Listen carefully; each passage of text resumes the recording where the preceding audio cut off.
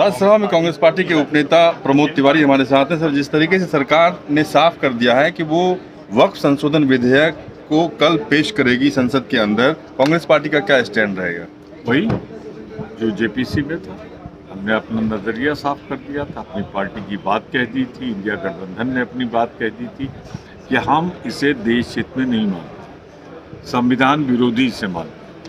तो हम हर हाल में जो हमारा जेपीसी में रुख था, जैसा हमने विरोध किया था, आगे भी इसका विरोध करें।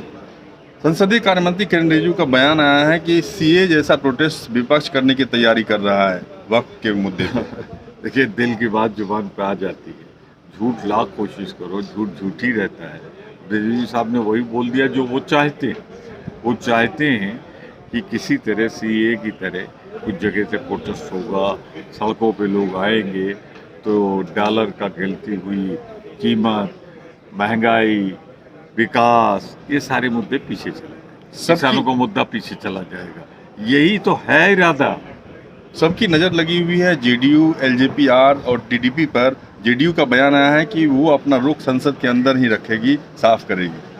कठोर पक्ष, कठोर परीक्षा, अग्नि परीक्षा पीटीआई की होनी है।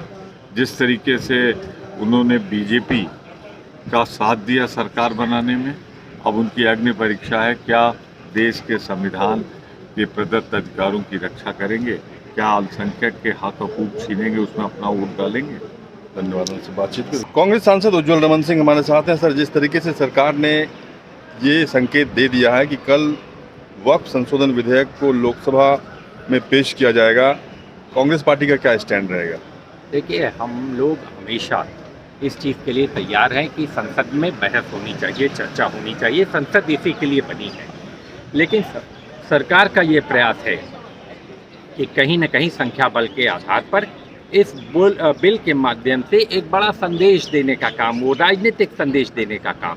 मेरा कहना है, मेरा मानना है कि बिल बनते हैं, कानून बनते हैं लोगों की भलाई के लिए, लोगों के कल्याण के लिए, और इसके दीर्घकालिक लाभ और हानि है।